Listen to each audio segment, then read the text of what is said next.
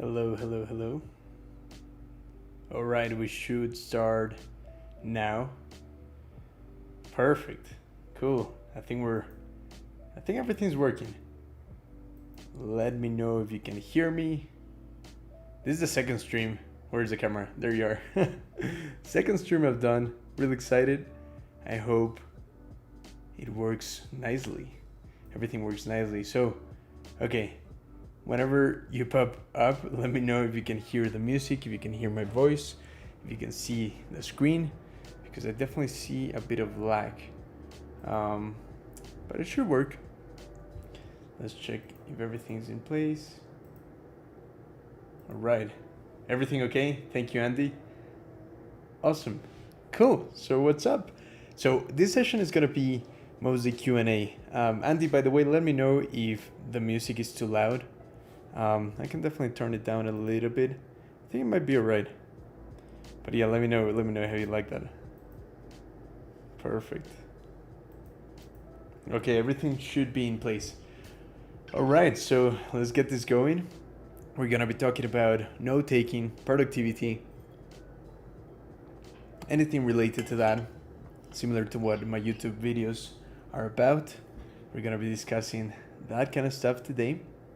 And music is okay. Awesome, Andy. Yeah, there might be a bit of a delay between the chat and between when I talk, but everything should be fine. So this is my second live stream ever, Let's see, it's still impromptu. I'm still testing things. I haven't really announced this anywhere. So really the people that join, it's kind of like in the moment, whoever joins. And yeah, so, Andy, you're the first one here. So yeah, you say, can I ask a question about Obsidian? Please do. This live stream is going to be fully made to answer whoever comes into the live stream's questions. So, Andy, thank you so much. Go ahead, ask your question. I'll read it, and then we can start discussing that. In the meantime, let me make sure that everything looks good.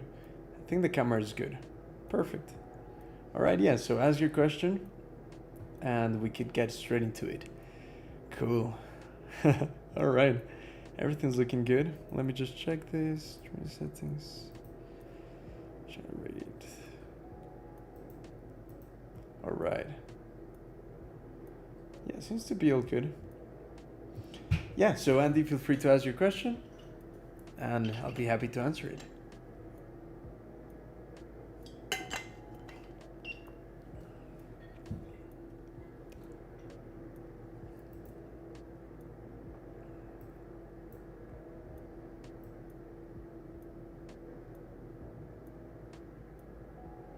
There we go. Cool. Yeah, all set. Yeah, yesterday I did this live stream for the first time. I've been testing things, and yeah, I was using another camera. Actually, I think you can see it back there somewhere. And that one ran out of battery at the very end. So right now I'm using a GoPro. Quality is not as good, but we shouldn't run out of anything. All right, so Andy, here's your question. Is it possible to create unique ID for every new node in Obsidian? I want to use it to hide individual nodes in the graph view. I want to use to hide individual nodes. Okay, yes, you can do that. It is possible. Let me actually show you. I can open Obsidian and show you how you can create individual IDs. But the second part of the question on hiding them in the graph view, that could be a bit more tricky. I'm opening Obsidian right now. I'll share my screen in a second so that you can see it. But yeah, let me see. So yeah, right now I'm opening Obsidian. So yeah, if you can, let me know a bit more of information. You're saying that maybe using the templater plugin. Yeah, no, actually, I think I have a better solution than that for now. But yeah, I mean, there's a few ways to go about it. Actually, let me open Obsidian and show you. Let me just put everything in place so that we can keep track of. Yeah, okay, cool. Yeah, so here I have on the screen your chat. And here I have Obsidian. Okay, now I'm going to show you Obsidian. And please let me know if you can see it, if Obsidian looks good. You shouldn't be able to see my face right now, which is alright. I'm going to just switch back and forth whenever needed. That's my face. That's Obsidian. And yeah, we're all good. So, okay. So, actually, in Obsidian, what you can do is you can create this type of, what do you call them? If you go to settings, there's a core plugin that is called, I believe it's Settle Custom. Yeah, Settle Custom Prefixer. There we go. Zettelkasten prefixer, and this one creates a new node with 12-digit Zettelkasten in the format of the year, the month, the day, the hour, and I believe the seconds even. So if I turn this on, I honestly don't use this personally, but I think this could be what you need. So let's just create a new folder so that we can run a test in there. So yeah, let's create as you can see, I have a lot of folders, but all right, let's do, I don't know, test for prefix. Is that what we want to call it? ID number, right? Test ID nodes. Hey Joe, man, thank you for being here. Good evening. Yeah, I'm doing great. Thank you for coming back, Joe. I saw you yesterday in the first live stream ever. And yeah, super happy to have you here. So if you have any questions, let me know. Right now, Andy was asking if there's a way to create like nodes with a unique ID so that you can display that in the graph. So we're looking into that right now. So right now, here I have a test folder. We're gonna create a new node. And now, as you can see, when you create a new node, by default, this is gonna be untitled. Now, the thing that we can do is if we delete this, and you're gonna have to bear with me because I haven't tested this fully, but let's try to see if it's with the command palette. So Zettelkasten prefix create new node. This is it, right? There we go. Yeah, it didn't create that into the folder that I wanted it to, but never mind. Either way, same idea, you know, like you can move this into the folder. Although that didn't work. Either way, no, the actual way to move that into the folder is by like locating it and moving it. But right now it's too messy. Maybe I could start a blank new Obsidian to show you that. But either way, the idea is that once you turn it on, I'll show you again, core plugins, and then you turn on the Zettelkasten prefixer that is right here. I just moved it. There we go. Zettelkasten prefixer. You turn that on, and now you're able to open the command palette, Zettelkasten prefixer, and then your new node, right? And that should be able to create a new node with, there it is, with the ID number, right? So it's year followed by month, which is the 07 in here, 28, and yes, we also have the time, so it's like hour and then minute, right? So now that is a unique name, and of course you can then add an extra name in here, like, I don't know, first note, something like that. Yeah, ignore the folder I did, that was useless. Didn't work. But that's how you can create ID numbers. Now, to the second part of your question, Okisim, I don't know how to pronounce your name, but hey, great to have you here. Let me actually show my face. Great having you here. Right now we're discussing how to create ID nodes in Obsidian. But if you guys have any questions, this is gonna be a stream fully based on the questions that you have. So feel free to start typing your questions and we're gonna cover things. Now I can show my screen. So yeah, let's finish up with what we were showing here for Andy. And you know, that's the idea. You can have an ID, and you were asking if there's a way in which we can hide individual nodes in the graph view. Okay, that part is definitely a bit trickier. What you could do is perhaps have some sort of search, or if you put these nodes inside of a folder, then you can hide that folder. You know, that might be a bit more complicated. We might get back to this. Right now, let me check what Joe is saying. And yeah, but Andy, please let me know, like, creating the ID number might be the first part, but if you can explain a bit more what you're trying to do with the graph view. Do you mean the main graph view, or do you mean the local graph?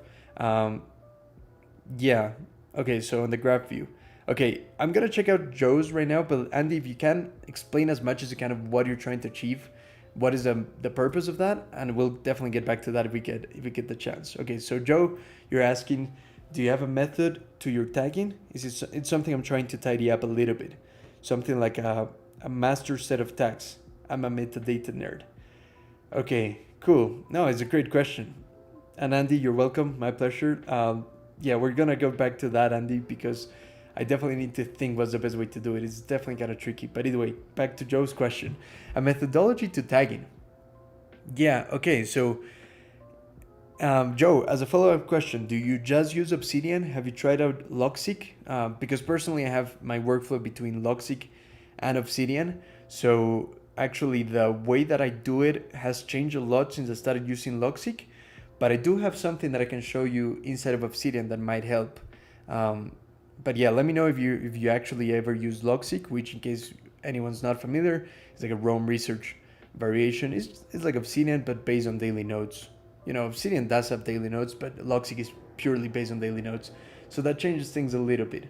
Um, with that said, Joe, let me show you my tagging system in Obsidian, the one that doesn't involve Logseq, but actually my workflow has changed a lot since I started using Logseq. So, okay, you're saying, Joe, just Obsidian at the moment, but always looking to improve. Got you.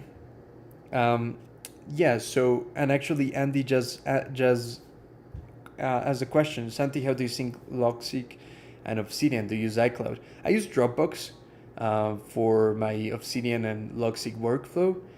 Um, because I also have Obsidian Sync, which I think is amazing when you just use Obsidian. But because I use Logseq so much, it's definitely tricky to just fully use Obsidian Sync. That is my main problem. I'm still trying to solve that. But yeah, Andy, to answer your question, I do use Dropbox, which is the equivalent of iCloud. I have a Linux laptop and I have this old iMac, and I might even replace my setup with Windows so that I can do streams, I can do more advanced stuff. Yeah, I've been avoiding Windows for so long. That's what we were talking yesterday a bit, but I don't know. We'll see. We'll see how things go regarding my move to Windows. But either way, I do use Dropbox. Now, when it comes, let's go back to Joe's question. Great questions, guys. Thank you for engaging. Feel free to keep dropping more questions. We can always add them to the list of more topics to discuss. So feel free to keep adding more questions if needed. Yeah, okay, Joe, let me show you my tagging system in Obsidian. And then I'll give you a bit of recommendations on why I believe the tagging system, if you may call it that, in Logseq is a bit better and how it can adapt still to Obsidian. So I'll show you two methods. Okay, let me show you my screen. Okay, so this is what we were looking at a bit earlier. Let me just delete that for now. There we go. Okay, so my tagging system, I actually have it here. And as you can see, it's quite crazy. And you said that you're a lover of metadata. So am I. So, I have quite a few. I mean, I have a lot of tags. As you can see in here, I even use a couple of symbols. And, when I zoom, I know the quality goes a bit down, but I definitely want to show you. I have a couple of symbols, and here's the number. So I have 500 items tagged with this particular symbol, which to me means settle custom node. So like whenever it's a very concrete node, I tend to just use that as a way to mark like, hey, this is a atomic node, as some people call it, a settle custom node. Either way, so back to the screen. If you can see in here, I have some things related to tech, and then in here you have web design, Gatsby, Hugo, which is some of the technology that I use, things related to Linux. So my tagging system is fully based on these nested tags. So let me know, Joe, if you're familiar with nested tags. If not, I can definitely show you a bit more, but I use them heavily. If you're not familiar with nested tags, let me know. Right now I can show you how they work. So that can be a bit more helpful, hopefully, if you're not familiar with them. Okay, Joe, you said I thought I had a lot of tags. I'm playing catch up. Yeah, man, I have a lot. Most of these are collapsed. Like I was having a workflow very heavy on this multi-tag system, but I've recently changed it, and we can definitely discuss that if you're interested. So you say I use a level 1 and a level 2 tags. Yeah, okay, so that's exactly it. Just in case anyone else is interested and is not familiar, the way that this tagging system works is like, let's just do, just for the sake of example, like 0 tag, something like that. And let's see if that works. I would just like it to go to the top so that we don't have to filter through it. Yeah, I don't know why it didn't go to the top. That's kind of weird. But okay, let's just do another one just in case. Like test 1, let's call it. Let's see if that shows. So that should be on this side pane. I really don't know why it's not showing. But yeah. Here it is. Test 1, okay? I would like it to go to the top. Maybe I can sort it by the newest. Let me check. Never mind. I don't know why it's not going to the top. Especially this 0 tag, but either way, test 1. Let me just do one final attempt to do one test. That might bring it to the top. If not, it doesn't matter. One test. Okay, that is closer to the top. Okay, so this is the way the tags normally work. But right now, if I actually take this tag, just for anyone else that might not be familiar with this multi-level of tags. Here's 0 tags. Perfect, it appeared. Let's delete that because we don't want to get confused. Okay, so we have, say we're talking about, like, I don't know, plants. For some reason, you're doing some research on plants, right? Now, this node might have a tag of one test. That's what we called it. This could be anything like herbology, whatever. And then when you use a slash, you can have like types of plants. I don't know. Let's just do that for now. And now that becomes a nested tag. So now we have multiple levels of tags. And yeah, I mean, that's the thing, like you can keep going. So like more, let's just do that. As you can see, it keeps going. I really like this. I mean, I think this is what really makes Obsidian super powerful when it comes to tags, because you can do various levels. You were saying that you do a level 1 and level 2. So I assume that that's what you were talking about. But actually having multiple levels can be useful.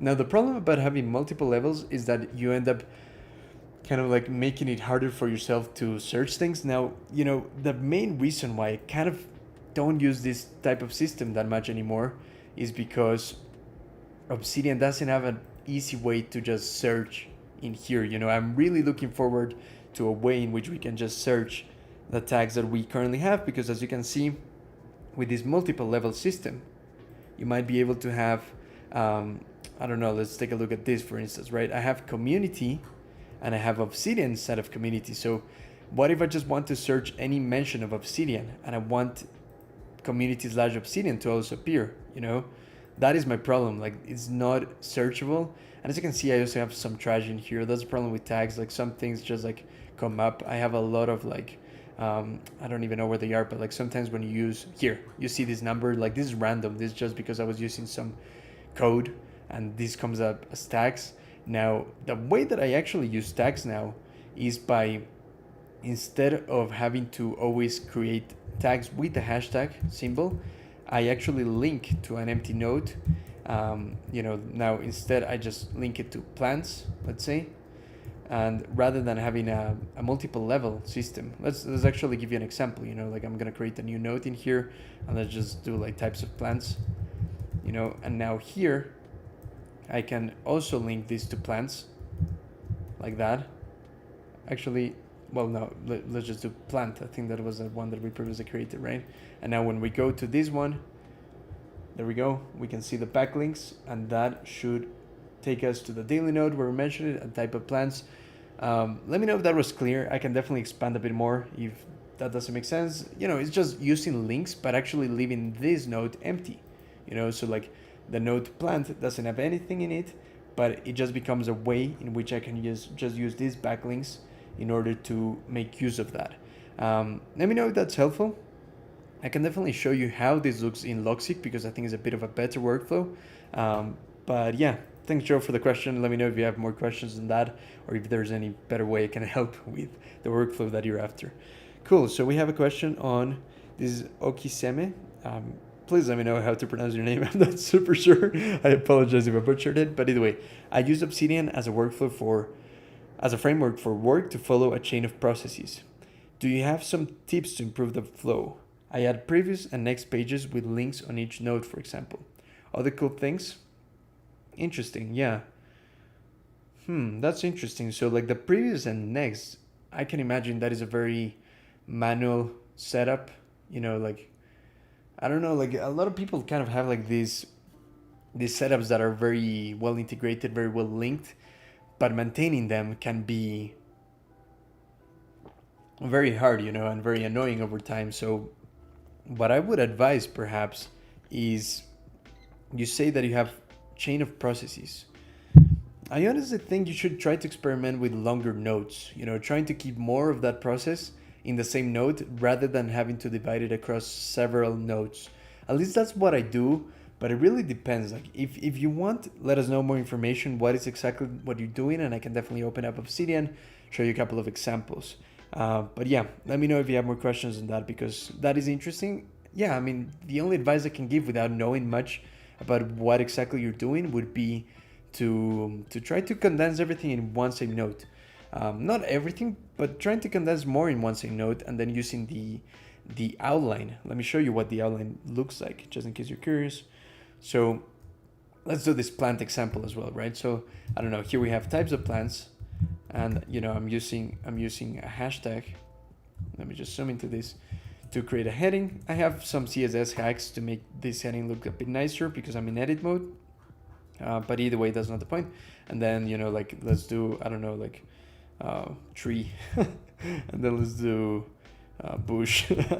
As you can see, I don't know much about plants, but either way, here we go. And then, I don't know, colors of colors of plants. This is quite weird, but like, let's just do that. And then, as part of your process, let's say that you have a checklist. I don't know, honestly right now I'm just gonna fill it up just to show you. Maybe that's part of the process and you want to check parts of the process, and maybe in the research that you do or something like that. So now what you can do is you can use the built-in plugin for creating an outline, and here is gonna take any particular heading that you have and put it in an outline in here. And then you can just jump to it. So this is what I mean by using longer notes. I actually have a video on this in case you're interested. I think it's called, what is it called? I think it's called like taking notes in Obsidian as a student, something like that, or a student example. If you can't find it on my channel, just reach out to me. I can definitely link it to you.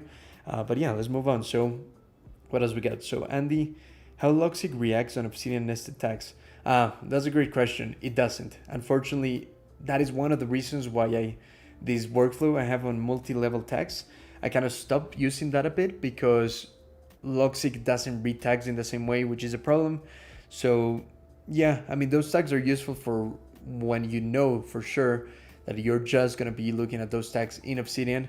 If you want to have a workflow with Loxic, it's just better to use links and, use those links pretending they're tags. Andy, you're asking, to use the data view plugin for Obsidian. So I've tried it and I like the idea a lot. I watched there's a 1 hour video on YouTube, talking about it and so on. And I definitely tried to like use it for my workflow, but to be honest, I haven't really gotten too much into it. I think there's one big problem with the data view plugin right now, because I really hope it keeps developing. I really hope it becomes a bit more powerful, a bit more user-friendly. My biggest problem right now is that I don't think it's beginner-friendly at all. I know how it works and I can use it. To be honest, I haven't explored it to a depth that I believe I'm an expert, at least not yet. I'll tell you why in a second. But what I think is the problem is that it's not very easy for beginners to use it, And as you may know, like my YouTube channel, my YouTube videos, my course is trying to make Obsidian more accessible to beginners. And DataView is still pretty hard to get into, that is my problem with DataView. But I do believe it's going to get so much better when there's going to be, what you see is what you get Obsidian workflow. Because, just to tell you what I mean, by default, Obsidian looks like this. And there's the hashtags and everything. As you can see, I kind of hacked it. But if I turn that off, actually, let me turn that off just to show you what things look like by default. Yeah, like this, right? So this is very bare bones. And this is preview mode, right? What you see is what you get, or the initials of that, which I'm not going to be able to remember right now. That is going to be a new workflow that is going to be coming soon into Obsidian, where it's pretty much the same as if you were able to write straight into preview mode. And whenever that is possible, I think the creators of DataView, of the DataView plugin, are going to adapt to that workflow, and that is going to make it hopefully a lot easier to be able to input data directly into the DataView plugin rather than having to always use just metadata. At least those are my hopes. I haven't heard news on that, to be honest. But if that happens, that's when I think I'll explore DataView a bit more. For the time being, for me, the biggest value of DataView is being able to query information and to display things in tables from other nodes, right?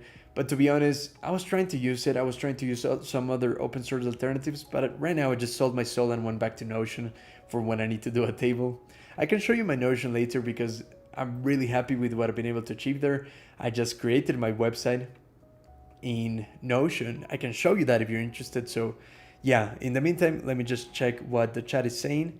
Let me just take a sip of water. But Joe seems to have a really cool question. So yeah, let me just take a sip of water. Okay, so Joe, you're saying, you're curious if I spend time, weekly basis, reviewing nodes that you've created. Also, a basic question, but one I like. How do you determine something is node-worthy? Okay, let me write those two things that you just said, because I think that's an amazing topic.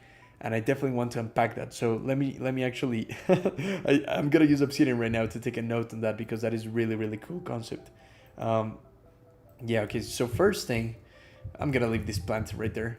Okay. So first thing is, do I review notes on weekly basis? Let's call it, right. And then the second question is like, how do you determine if something is noteworthy, right? Okay, let me try to tackle. I don't want to forget any of this. So yeah, okay, right now, because otherwise I'll start getting into the next topic. But for the other guys that have asked questions, I'll definitely get to them after this. But okay, do I review my notes on weekly basics? Not all of them, but I do have a section of my notes that is made for periodic revisiting. So I don't have like a schedule where on Mondays I always revisit my notes, but it's practically every time I add new notes, my Zettelkasten notes, the ones that I consider the most useful ones, those ones I revisit every time that I add new notes. So I do maintain them, I do improve them over time. So there is maintenance, but it's not on weekly basis necessarily. If you're interested, I can show you a bit more on that, because that is a bit more of an advanced topic that we can maybe dedicate some more time later on to check. So let me know if you're curious. That's my Zettelkasten, and it's very different to what other people use as a Zettelkasten. So I'm actually, trying to put together more information on how to achieve what I've been able to achieve, because I'm really happy with it, and I think it's going to be really powerful. I'm trying to, give it a name so that it's a methodology that I can teach, but that's a bigger question. Now, how do you determine something is not worthy? That is a huge challenge, and honestly, I don't think I figured that out fully. I take notes on a lot of things, and sometimes I know I'm wasting my time taking notes. Like, I would say the best way to determine if something's not worthy is, are you revisiting it? And of course, it's hard, because how can you know beforehand that you're going to revisit this? But maybe you can take a look at what are the type of notes that you revisit often over time, and then try to determine what make that note revisitable. Is it because the topic is interesting to you? Is it because the note is really good? Is it because it's concise? I would say that can inform your decision on if it's worth taking note of. But to be honest, it's a very difficult thing to do, and I honestly don't think I figured it out. I have some concepts, but yeah, feel free to, if you have any questions about that, let me know, and I can expand more on that. Let's see what are the other questions we got. So we got another question. So I'm an ethical hacker. That's awesome. That's super interesting, man. Yeah, that's super cool. Either way. So an example, hacking a website.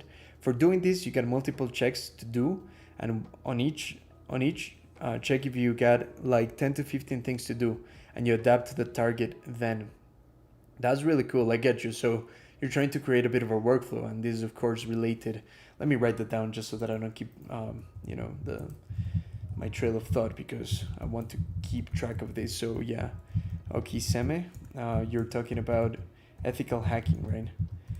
Yeah. So I would say for this type of workflows, you might honestly, this I mean, it's a hard choice, to be honest, where to do this type of workflow. Personally, I do that in Notion, because in Notion you can create these tables with checklists, and that might be a better way to do something like what you're trying to do, like having a checklist for yourself where you need to follow a set of steps. I think it's a lot better to do it based on like a table, and unfortunately tables in Obsidian aren't that great. So yeah, check that out. Check Notion. Actually, let me know if you use Notion. If not, I can definitely show you an example. What else we got? Okay. Rodrigo Ribeiro, how do you use folder links and tags? Okay, I have a podcast episode on that. I can't find it right now.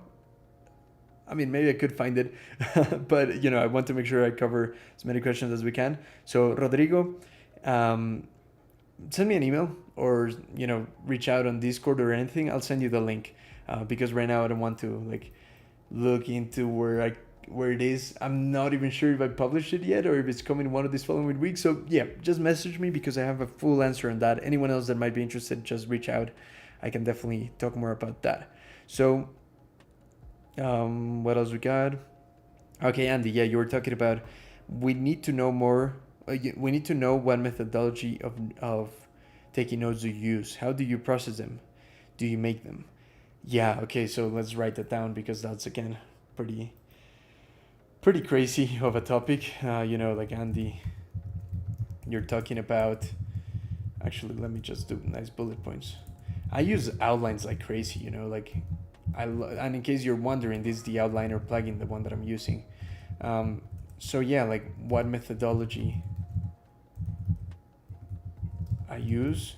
If we get time, I'll definitely dig deeper into that, especially if everyone's interested in this, because this is very extensive. It's a really, really deep topic that would just take a long time. But guys, if you're interested in that, I can definitely show you right now. Let me just see what else we got. Other questions.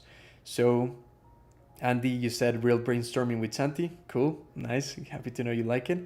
Now we have another question.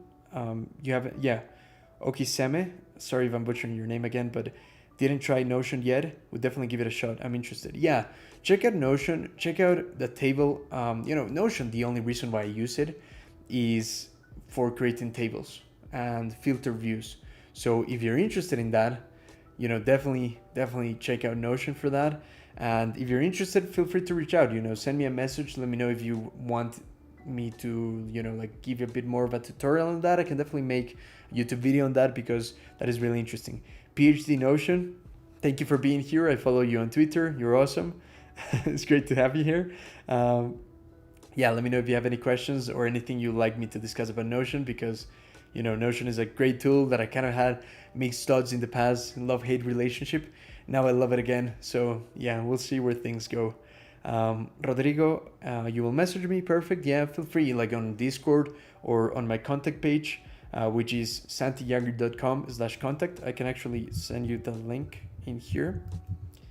There we go. Contact. Yeah, this is for anyone who might want to reach out. Feel free to reach out. That's my email. There's a form that you can fill as well, and I'm pretty responsive. If not on Discord, you can also message me. But yeah, cool. So Steve, thank you for being here. Do you have any opinions about putting metadata in the YAML headers or into the body of nodes? Seems like there are pros and cons with each. And then you say, I tend to prefer using the body because I can use true links, true tags, true data, true dates, etc. And the Databoo plugin works equally well with both. Yeah, good that you said that second part, because I agree. I think metadata in Obsidian is, at least in the past, where DataView was only allowing metadata, then it was a good idea. But now that DataView just like is able to use just normal tags, normal links, without the need of metadata, I personally prefer in-body tags, in-body links, everything. I don't use metadata on the top as much, although like Joe was saying at the beginning, metadata can be used in tons of different ways, and just because it's not in the YAML header, it's still metadata, so like, well, but I know what you mean. You're talking about the YAML heading, right? I use it in body. If you have any more follow-up questions on that, let me know. Andy Passion is, can we ask about Notion? Yeah, cool. I mean, who else wants to check out Notion? Because if most people are here right now are interested in Obsidian and maybe Logseq, let me know. Actually, let me do a poll right now, and let me ask what you want me to show. What are you interested in right now? For me to show. I'm doing a poll, okay? So for me to show, I don't know if that's proper grammar, but it doesn't matter. So Obsidian, I can keep showing you more Obsidian stuff. I can show you some more Logseq, and I can show you Notion. So yeah, just reply to that poll. It should be sent there. You should see it in the chat. It should appear any second. If you don't see it, make sure you're in top chat. Yeah, okay, in top chat you can see that. Yeah, cool. Make I think it's available everywhere now, the poll. Cool. Vote on that. Let me know what you're interested in, and we're gonna be checking that out right now. Okay, what else we got? So what do you think about using Para on your Obsidian Vault? Oh wow, that's a great question. I think Para, and for those not familiar, is Tiago Forte's methodology that stands for projects, areas, resources, archives, right? And that is kind of like a very folder heavy approach to dividing everything inside of one of those. My problem with Para, and the reason why I don't use it, especially not in Obsidian, is because it can become annoying to always have to create one folder and always putting things there. I think like the nature of note taking is that you never know when something's gonna stumble. Like, how do you really determine what is a project versus an area? I know there's a lot of theory based on like areas of things that are continuous in your life, like health, exercise, um, finances, whereas projects is something that comes to an end. But I've definitely had a lot of cases where actually I've had a lot of like projects that become into areas of my life. Maybe let's say live streaming because a project that I want. I don't know. Let's say I think that I'm gonna do it for a month or two, right? But then it becomes something I really like, so I want to keep doing it for the long term. So it's hard to know um, when something becomes an area versus a project. And the resources and archives, I'm not a big fan of that, especially resources. I don't know. I'm not a big fan of Para, but I might change my mind. Actually, if you think Para is great, let me know your reasons. We can definitely debate that. Um, but still, if you use Para, it's not a bad idea. It's just that I'm not a huge fan of it. Steve, you're asking about aliases. Um, yeah, no, aliases are cool. And, you know, actually, in my Obsidian course, I talked about aliases.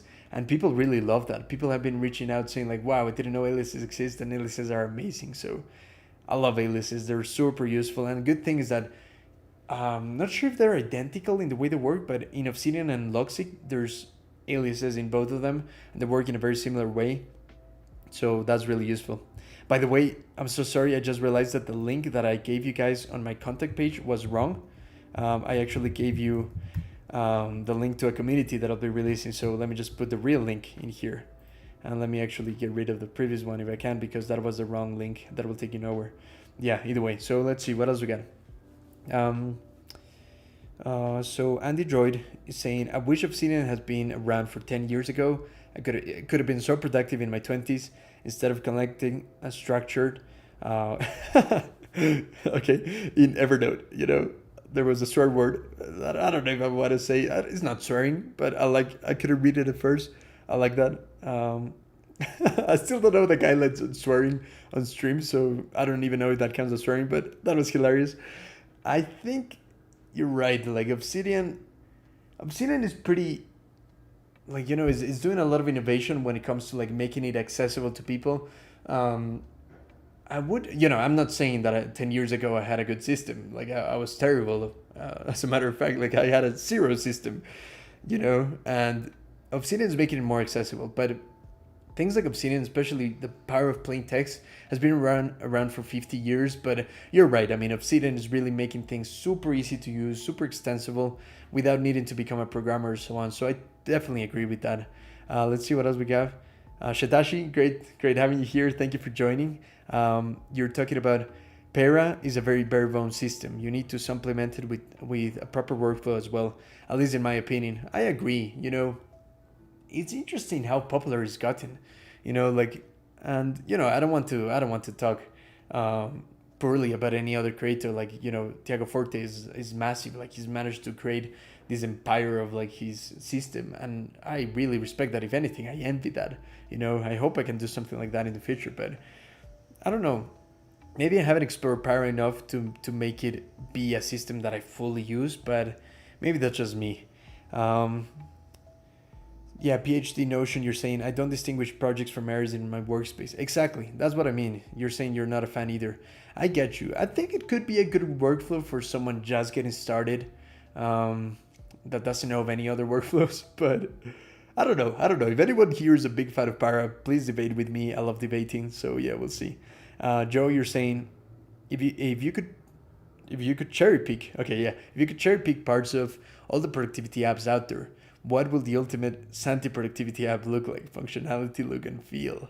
Oh my goodness, that's amazing. So, oh man, great question, Joe. That is so good.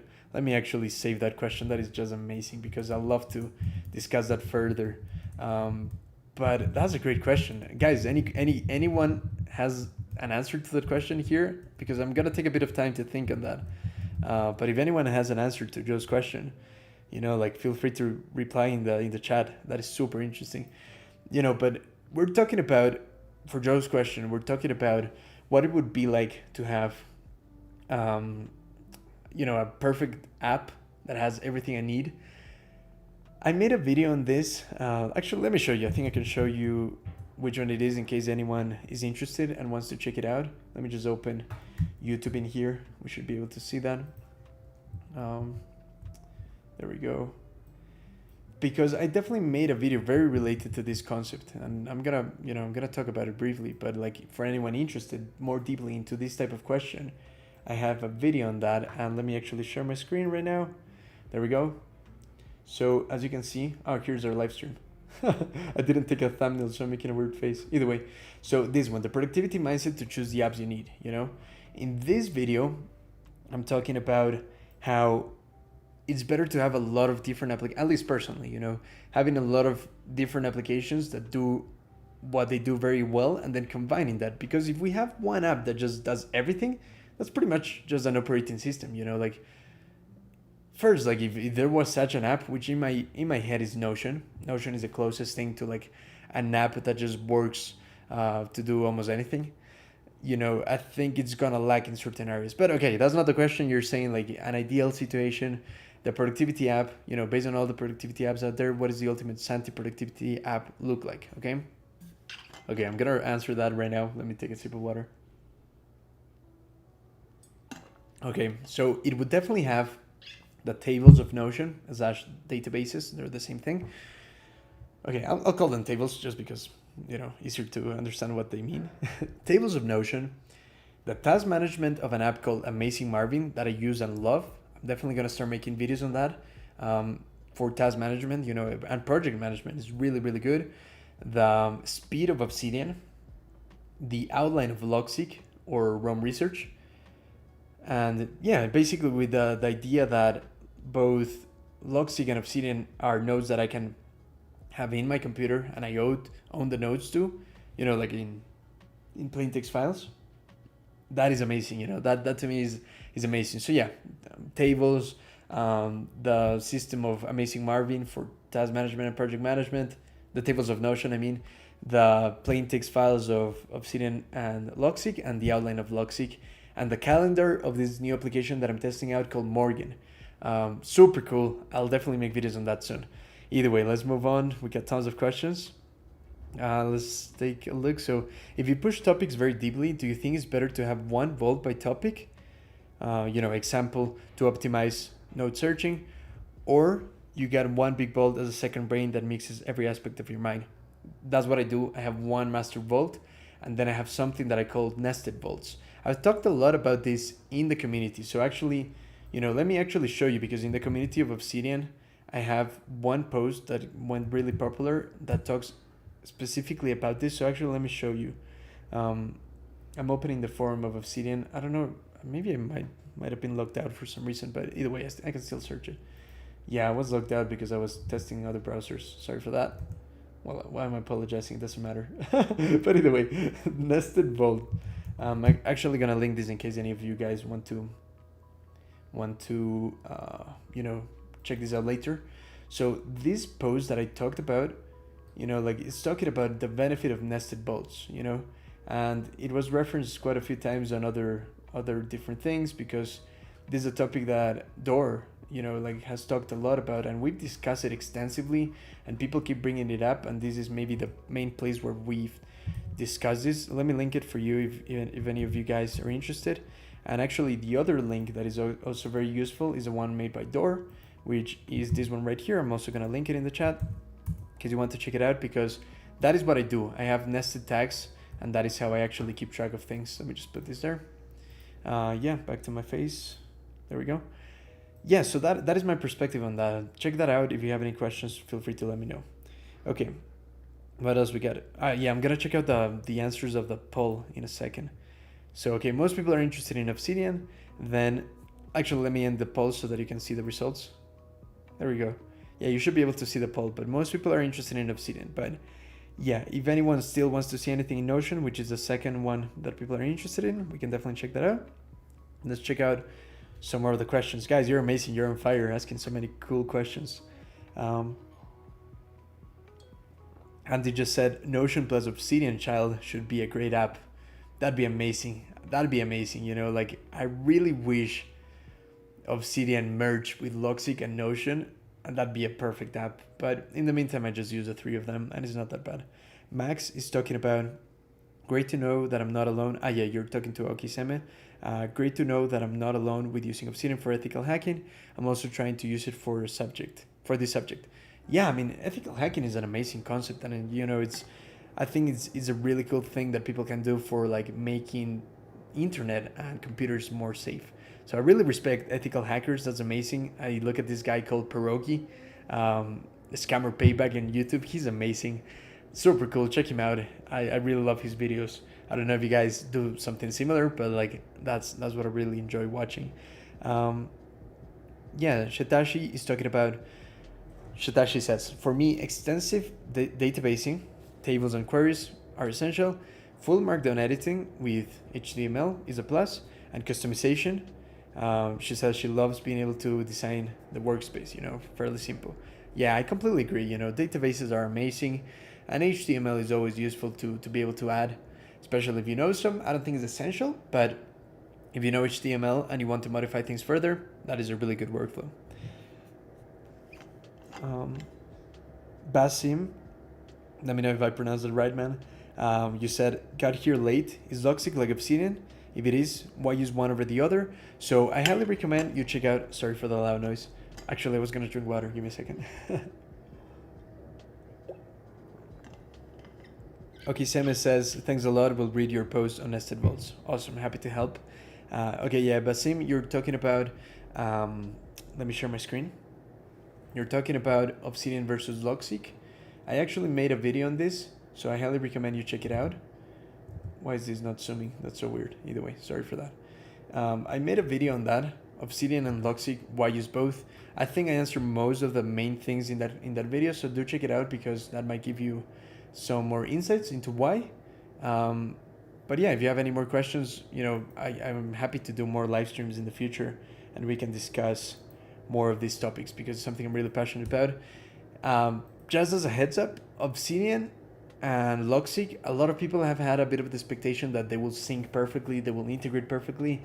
And even though they integrate very nicely, and personally I benefit a lot from integrating it, it might not be for everyone to integrate both. I still believe there's a big reason why you might want to use both. But that's really going to depend on your workflow. I think if you just test it, good thing is both apps are free, at least to start with. Obsidian is free, but you have some additional benefits like Obsidian Sync and Obsidian Publish. And Logseek right now is completely free. So do check it out. Check out the video. Brian Jenks, what's up? Great having you here, man. I know you have a lot of fans in here. Like people are always saying that they discovered Obsidian thanks to you. So that's a great thing that you're here, man. Thank you for being here. Truly appreciate it. And what else we got? So yeah, let's keep talking Obsidian. Seems like most people are interested in Obsidian right now. Okay, so Andy Droid, you say, I feel like seriously, plain text people probably had most of the benefits of Obsidian through Emacs org mode, but Obsidian has massively reduced the setup cost. Oh man, I talk about this, not always, but like I try to bring this topic up quite a bit in forums in particular. Org mode is my favorite plain text file system, but it's not beginner friendly at all. It's really complicated, but I absolutely love it, It's amazing. I'll definitely like to explore it a bit more in the future, so we'll see how that goes. By the way, guys, how is the music volume? Is it okay? Because, I can definitely lower it a bit if needed. Especially because there's a construction outside. It's making so much noise, and right now I think they stopped. So, yeah, I think the audio might be a bit better right now, but sorry for the loud noise outside. Either way, Max is saying, that's my issue also. But currently I'm organizing it for offensive topic only. Yeah, this is referring to the ethical hacking. Nice. Let's see what else we got. I'll check it out. Thanks, pronounced my name pretty accurately the first time. Basim, cool. Yeah, I hope I'm pronouncing names right. What is org mode? Andy asks. Who was my main guy who was talking about org mode? So, sorry, it's not Andy Droid, it's Any Droid. Yeah, Any Droid was talking about org mode. Org mode is like Markdown. Markdown is, like let's just show some Markdown. Because this is not my main computer, I guess I could show you, but no, it's gonna delay too much if I show you org mode right now. And yeah, org mode is just a way in which you can organize things in a file similar to Obsidian. Unfortunately, Obsidian does not support my org mode, but it's a more powerful setup, like a more powerful plain text file that you can collapse things on, similar to what you can do with this plugin. I honestly think that unless you really really want to keep everything in one file, for instance, like keep really long amounts of information in the same file, org mode might just be a bit overkill for you. I used to run my whole website from one file in org mode, and that was amazing. But yeah, I mean, let me know, guys, if you have any more questions about org mode. I can definitely maybe set up another stream another day to talk more about it. I can have some things prepared to show you, because I think it's super powerful, but it's definitely more advanced and it's gonna take way more time to get into compared to Obsidian, that is very easy to get into. Music is nice, thank you, perfect, thank you, PhD Notion. What else we got? Santiago Alexander Gomez Salazar, nice to meet you.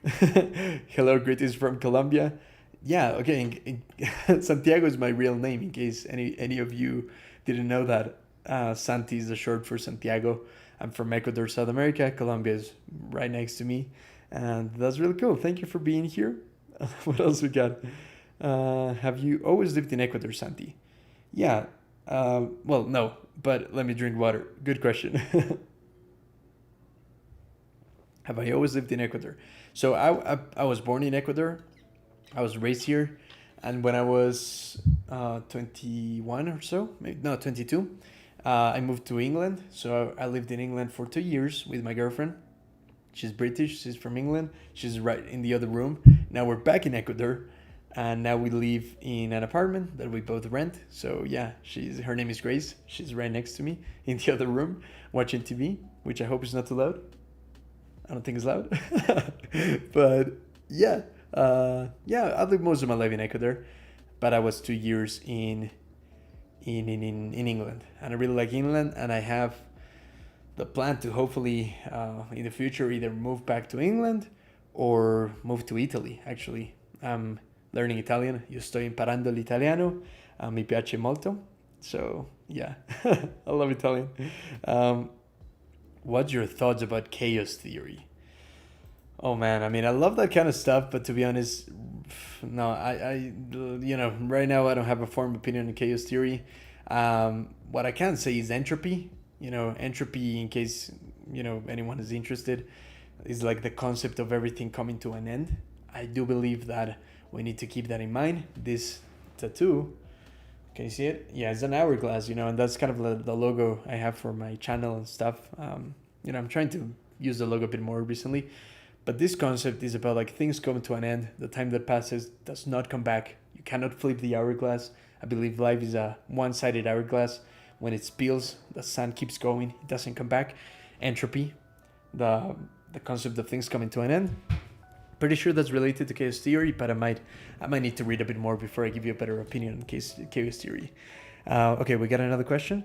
Could you do a demo on doing nice mind maps? Yes, that's a great question. And what do you think about Excalidraw plugin? Do you use it a lot? So Excalidraw is really nice. I haven't. Let me actually check. Okay, yeah, I can show you the mind map. An example of a mind map. So let me just check, because I use Excalidraw, but I haven't used it. I used it in Logic. I haven't used it in Obsidian. You can see my screen, right? Yeah, you can see it, I guess. Excalidraw. Yeah, cool. I didn't know they were using, they released this one for Obsidian.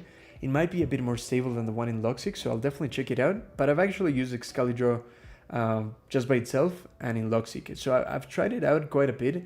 I've used it for creating flashcards, but when it comes to mind mapping, I think it's a good idea. I don't think it's a bad workflow, but I actually do it with the mind mapping tool. So if you go to browse, you can check mind map.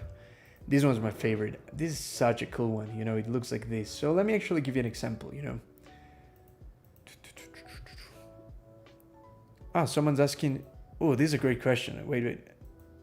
Okay, yeah, let me just write down your question, Andy Passion. Could you show us your Notion main page? Yes, I can, and I will. Let me actually write that down so that I don't forget. But right now I want to show the mind map real quick. Okay, there we go. Okay, so mind mapping. Let's see if I can find photography equipment. There we go. So this is an example I've used for my course. Oh, you can't see my screen, sorry. There we go. Yeah, now you can see my screen. So this is an example I've used for my course, Obsidian, and I also talked about it in Logic because this is, it's an outline, so I use this in Logic as well. But this is the best way to create my mind maps in Obsidian, by using bullet points, which I'm simply doing by just doing this and creating that, or I can use Command Enter or Control Enter. Let me actually turn this off because it might be confusing for some of you that are not familiar with this. Liner, improve style. There we go. Yeah, like that, right? There we go. So now in here, I can open the command palette with Command P, open a mind map, and as you can see, let me actually move it. I prefer having it on this side.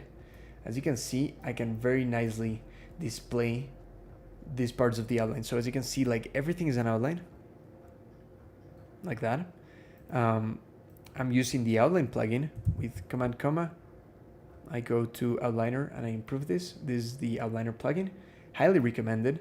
And from here, you can just like collapse different sections. And to me, this is the best way to do mind maps. I absolutely love it. It's great. I've also used mind maps with Figma. If anyone else is interested, I can definitely show you my Figma because that is a bit of a more visually advanced setup. But yeah, let me know if you guys are interested. I definitely want to show you my Notion because Andy Passion was asking about it. Max is saying, could be great to see video comparing Notion with Obsidian. I think, okay, let me check. I have a video on comparing Notion with Logic. I just can't remember if I actually have a video comparing Notion to Obsidian. Do I? Okay, here I have Notion versus Logic. But do I have one of Obsidian versus Notion? I thought I had it. No, I haven't done it. Yeah, that's a good idea. Thank you for that. Oh no, here it is. Here it is, yeah. So Notion versus Obsidian. I was really confused. I thought I never did it. This was 6 months ago, so I do believe that my ability to synthesize information has improved. So I can definitely revisit this video, but do check it out. I can send you the link if you want in here. Yeah, let me just link that in the chat so that you guys can check it out if you're interested. I think I covered quite a lot in there, but yeah, if I missed anything, please let me know. Happy to revisit that. There we go. I just linked it in the chat. Cool. What else were we doing? So Notion, right? Max, yeah, awesome. I hope you enjoyed that. Could you show us your Notion main page? Yes, I can show you. Okay, so, okay, before we do, Okiseme is talking about on the mind map you just showed, if you want to put links at the left of equipment item, do you have to do like the reverse list, or is it not possible? You have to do that like a reverse list, or is it not possible? You can do links, I haven't fully done that, so I really don't know.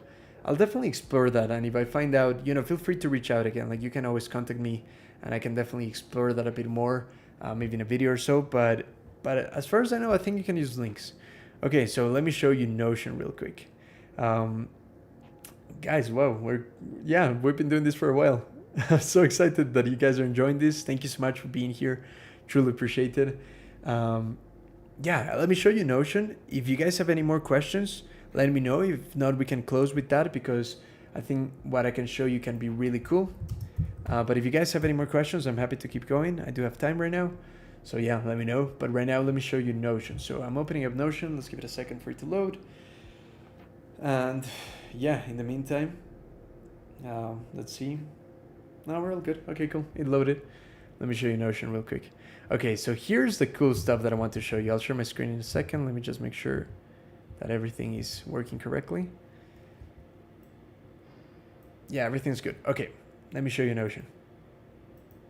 Cool. So as you can see, this is my website. Actually, that is my website. Oh, wait, can you see my screen? There we go. That is my website, right? And this website I did with Notion. I'm using something called super.so, which is a really, really cool project where you can create websites out of Notion pages. So let's just leave that loading. Yeah, so you can build simple websites with nothing but Notion. And that's what I decided to do. I was actually building a website from the local Markdown files in Obsidian, but it was a bit of a headache, to be honest. And this allows me to create way better links. And I managed to create all of this using a template that someone sells in the community of Super, um, and with just Notion. So if I show you Notion, just so that you have a better idea of what it looks like, this is what it looks like, right? I have a dashboard that is my personal Notion, which I guess I can show you real quick. You know, I'm reorganizing my whole Notion, so this dashboard doesn't have much things. I'm trying to keep everything super clean. I have a lot more stuff in here. I have under everything, I have everything. But in dashboard, it's just a shortcut to like the main things that I use. I have some personal databases. This is kind of like my project manager inside of Notion. Yeah, I mean, this is like a really advanced project manager that I developed based on Agus Bradley's system, which if you haven't checked out, he's the master of Notion. He's amazing. And here I have more stuff, you know, like for instance, PC and equipment. I'm actually gonna buy this computer soon. I'm so excited. I'm still undecided between white and black, you know, but either way, these are the pieces. It's gonna be amazing. It's a master computer. It's gonna be incredible for streaming and more advanced editing. And I also do 3D art, so that's gonna be great. But anyway, back to the idea of the website. You know, here we have the website. As you can see, here it says I'm a jack of all trades, and a couple more stuff. You have the welcome, you have the courses, and all of this is created from this main page, you know, and it's just incredible. You can add tables. The tables will look amazing in the website. And yeah, I mean, this is a bit of a deeper topic. I definitely want to make, you know, I mean, I just want to do everything, as you can guess. But I definitely want to make some learning resources on how to actually create something like this, because it's the best way to create a website right now, I believe. And even way better than WordPress, way better than Squarespace. I've tried it all when it comes to website. I've recreated my website like 5 times. So yeah, if you guys are interested in that, some other time we can talk more about it. And this says super cool Notion website. Thank you. Happy to know you like it. Daniel Anderson says, hey Santi, I'm wondering if there is a way to have a link between notes not show up in the graph view. For example, if I mention a book in a daily note and link to it, I like that link not to be visible. Okay, interesting question. Let me just read it again to make sure I got you. So if there's a way to have a link between notes not show up in the graph view. I don't think it's possible. If anyone knows if there's a way, because I could be wrong, as far as I know, I don't think it's possible. Joe is saying, Davinchism, I think that's what I saw. Sounds interesting. Can you give a quick overview? Big fan of the Stoicism as well. Oh man, thank you so much. In case anyone's not familiar with what Davinchism is a philosophy that I came up with. You know, I mean, it's not a full philosophy yet, but it's something I do want to like push forward and, you know, share with people. And it's right here. So Davinchism, which of course comes from Da Vinci, my hero. And I'm just going to link this to you guys in case you want to bookmark that. There you go. By the way, are you able to see the links? For some reason, I see something highlighted, but I think in the chat those links might work. Just let me know if the links for some reason aren't working so that I can solve it. But either way, Davinchism, a modern philosophy for people with various interests. Yeah, for anyone that's interested, I'd invite you to read this because, yeah, of course, in here it's going to be a bit more concise. But, you know, the long story short is that I believe that most people believe that we should all be specialists, right? And specialization, I think, it's not necessarily a bad thing, but there's those of us that just love doing all types of stuff. You know, I have tons of passions. Let me actually show you in my website. That is one of the main things that I have in my website. You know, I'm a jack of all trades and a passionate content creator. And in my About Me page, I have a list of all of my hobbies. You know, Stoic philosophy, which Joe said he was also interested in, note-taking systems, web design, Linux, filmmaking, animation, photography, 3D art is not listed here. Definitely gonna list that. I have a lot more things. I love juggling. I love learning languages. I'm actually learning Latin, Italian, Esperanto, and Tokipona. Yeah, I love languages. I love so many things. And Davinchism is this philosophy that I'm trying to push forward on being able to accept who you are by, that's a bit too loud. Let me just take this out for a second. Yeah, so accepting who you are and being able to just express yourself creatively to the full extent, right? Do not be pushed by the idea that society tells us that we should all be specialists, but rather to really embrace who you want to be and to do what you want, like that of course involves a lot of things. I think that involves some financial freedom so that you're not stressed by money. That involves figuring out a lot of things. Like personally, I want to create content on language learning. I do street magic, magic with cards. Maybe in some other stream I'll show you some magic. I want to make content on maybe more photography, more video editing, and of course I still want to make content of productivity apps, and so on. So it's really hard to figure out what's the best way to create all that content, whether that should be in one YouTube channel or if that I should split that in various different YouTube channels. Like that is a conflict for me. Personally, the way that I managed to solve this has been to create a lot of podcasts, like podcasts that if you guys are interested, you can go to my website, santiyounger.com. And here are some of my projects. If you go to all podcasts, I've actually created quite a few podcasts on all of these topics. If that loads, there we go. So I have one on Stoic philosophy, which is just a better way to live, in my opinion.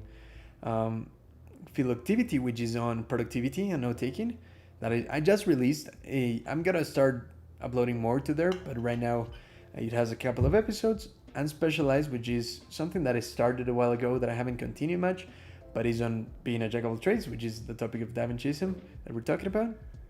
The Tokipona podcast, which is a constructed language that I enjoy, and animation, which is another passion of mine. So if you're interested in that, do check it out. I am still trying to decide what is the best way to share more of this on YouTube. Like sometimes I struggle to know if it's the best idea to just put it all on my YouTube channel. I don't want to alienate people that maybe just want to watch obscene videos and then all of a sudden they have a video about Latin that they might not be interested in. That is my conflict, but yeah, that's the long story long. Andy Droid is saying, has anybody played with embedding PDFs in Obsidian? Org Mode has some pretty cool plugins and annotation PDFs and refiling the annotations bleed text. I know Brian Jenks has Sotero workflow.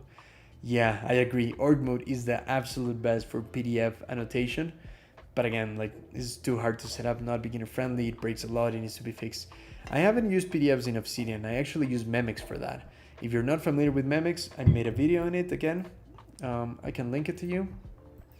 But yeah, Memex is a really, really cool project that I think is the best for annotations. It works for PDFs. It's not perfect for PDFs, but it's pretty good.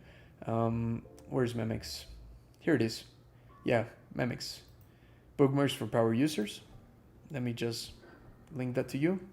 That's my face. I'll send you the link so that you can check it out. Callum Gomez says, polymathy for the win. Have you ever been diagnosed with ADHD? No, I haven't. Let me just lower down the volume of the song a bit. It's a bit too loud. Yeah, I just chose another song. There we go. Sorry, you were saying, Callum Gomez is saying, polymathy for the win. Have you ever been diagnosed with ADHD? No, I haven't. Oh man, this song is again like too much. There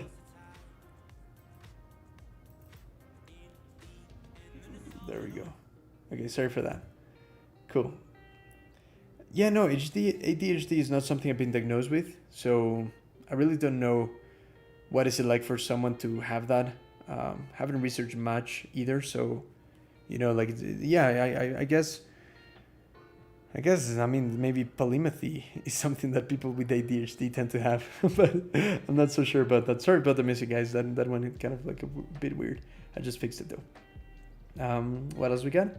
So Daniel Anderson, I haven't played with filters in GraphView yet. I'll give it a try. Thanks. Cool. Could just filter out all nodes with daily? Yeah, you can definitely do that. Check that out. Like that is really possible. Joe says that looks really cool. Yes, you can filter. Cool. Yeah. Awesome, guys. If anyone else has any final questions, Callum says, I noticed that generalists mostly have resemblance with ADHD archetype. That's really interesting. I haven't thought much about it. I haven't even ever thought I had ADHD, but I might have it. Who knows? I really like changing focus in different interests. I'll look into that. You made me think quite a lot. I never thought I've had ADHD, but who knows, Daniel Anderson says, awesome, thanks, and thanks, Santi. Haven't checked out your site yet. Looks like there's some interesting stuff in there. Awesome. Yeah. Uh, Annie Joy says, did your girlfriend enjoy moving to Ecuador? Yeah, I think she likes it. You know, the nature in Ecuador is quite beautiful. That is one of the biggest advantages of living here. She definitely enjoys it. Yeah, she likes it here. I guess she doesn't like how cold England is. I'm okay with the cold. I like the cold. So I do like England, but I know she likes it here, especially for the weather. Cool, guys. Okay, if anyone else has any final questions, let me know. If not, this has been amazing. So thank you so much for being part of this live stream. This is the second live stream I've ever done. I'm still learning quite a couple of things, but hope everything was good. Thank you for being here. It does mean a lot. Truly appreciate it. And yeah, if no one else has any more questions, we can end it there. Thank you guys for being here. Truly appreciate your support. And as I get more familiar with doing live streams, I might have something like a schedule. But in the meantime, it's very impromptu. Like yesterday, I did the first one. Today's the second one. Pretty excited about live streaming. I'm really enjoying it. So right now, I'm just doing it every time I feel like it. But maybe later, I might have a bit of a schedule. But yeah, with that said, really hope you enjoyed this. I will see you in the next one. PhD Notion, thank you so much for being here. Truly appreciate it. If any of you guys have any questions, feel free to reach out again on my santiyounger.com/contact page, or in Discord if we have a Discord in common, a Discord server in common. Twitter, I'm also responsive. Those are the main places, email, Discord, and Twitter. There you go. Thanks for the enthusiasm. Thank you, Callum. Means a lot. And I'll see you guys in the next one. Hope you really enjoyed this. See you guys. Goodbye. Where do I stop this live stream? I have so many windows. If I can ever find a way to end the live stream, I will. But in the meantime, I hope you enjoyed this. Okay, found it. See you guys. Have a great day. Bye.